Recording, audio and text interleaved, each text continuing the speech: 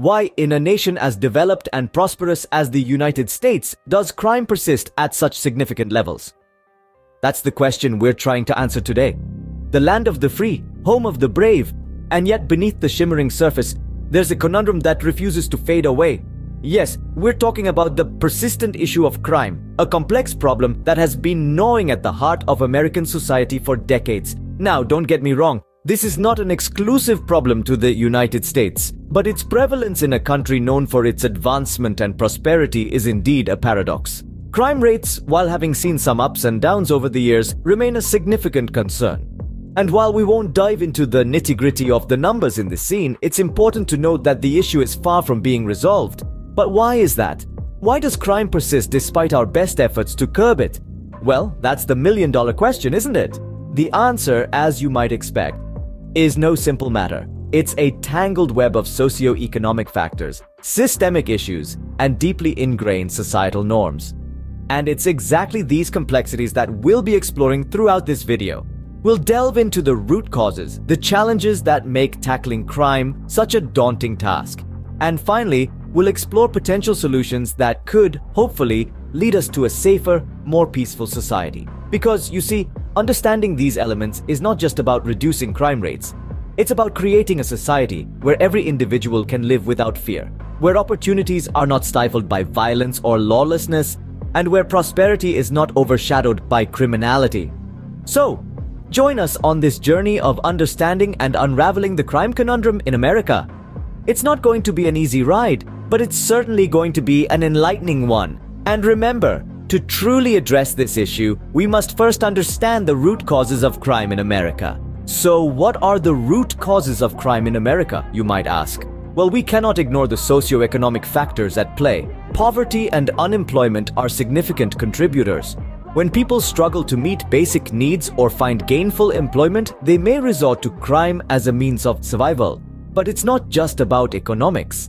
Education, or lack thereof, also plays a key role.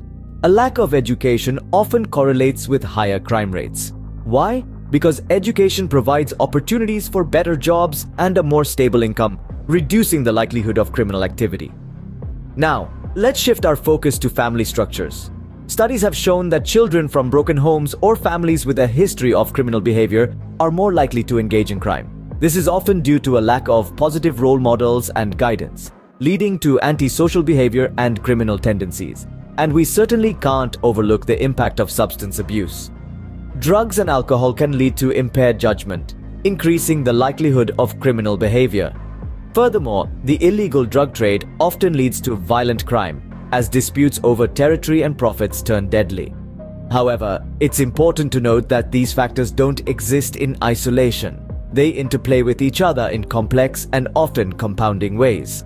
For instance, substance abuse may lead to unemployment, which could further exacerbate poverty, or a lack of education may limit job opportunities, leading to economic hardship and potential criminal activity.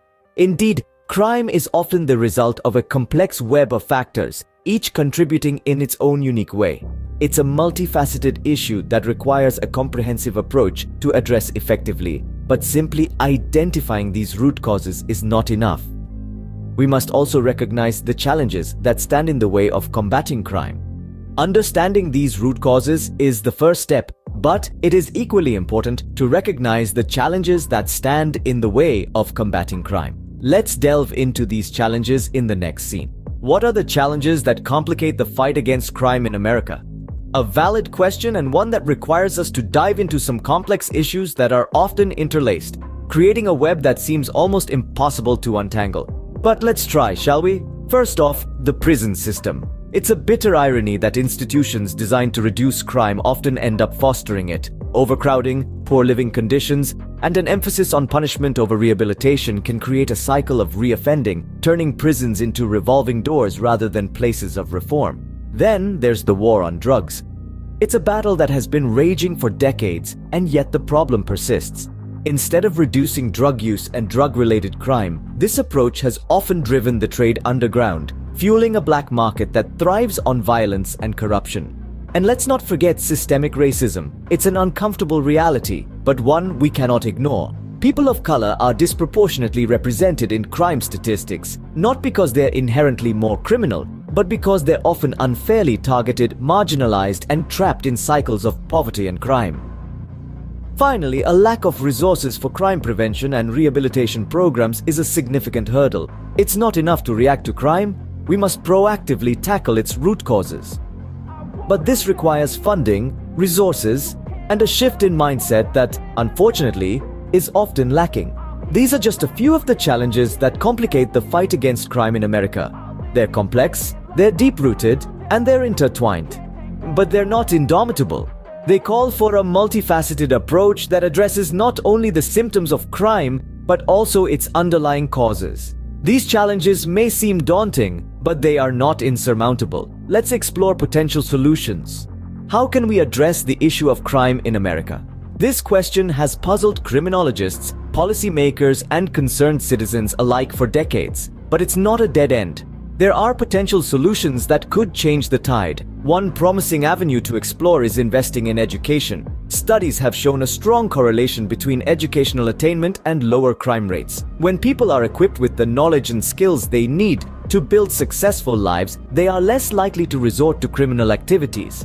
It's not just about academics, though. Schools can also play a vital role in teaching social-emotional skills and fostering a sense of belonging. Reforming the prison system is another crucial step. The current approach often emphasizes punishment over rehabilitation, a strategy that can sometimes perpetuate a cycle of crime. By shifting the focus towards rehabilitation and reintegration, we can help former inmates become productive members of society, reducing the likelihood of reoffending. Addressing systemic racism is also key.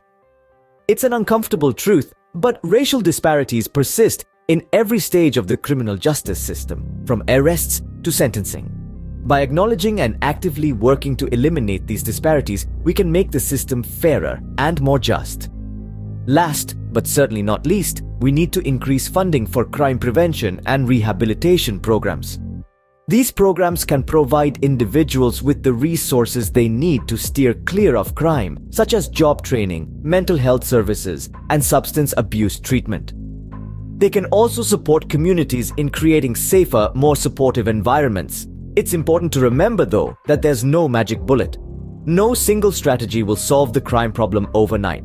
But by taking a holistic approach, incorporating multiple strategies, and continuously adapting based on research and evidence, we can make significant strides in the right direction. While there is no one-size-fits-all solution, these strategies can go a long way in reducing crime rates. And that's a goal worth striving for. The journey may be long, but every step brings us closer to a safer, more equitable society. In conclusion, crime in America is a complex issue with deep-seated root causes and formidable challenges. It's a tapestry woven with threads of social, economic, and political factors. As we've discussed, understanding these root causes is the first step towards unraveling this tapestry and addressing the issue of crime effectively. Let's recap our journey through this intricate maze. We started by delving into the root causes, exploring how factors like poverty, lack of education, and systemic discrimination can push individuals towards criminal behavior. It's clear that these issues are not standalone problems. They're interconnected, feeding into and off each other, creating a cycle that's hard to break.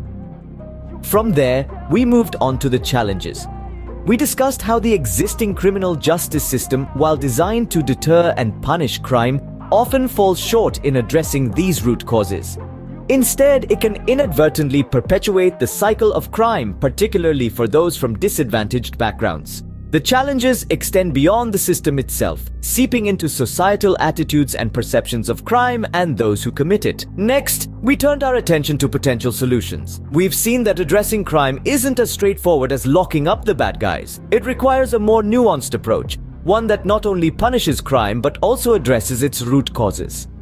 This means implementing comprehensive social policies aimed at reducing poverty and improving education, as well as reforming our criminal justice system to focus more on rehabilitation and less on retribution. But, of course, these solutions are not a magic bullet.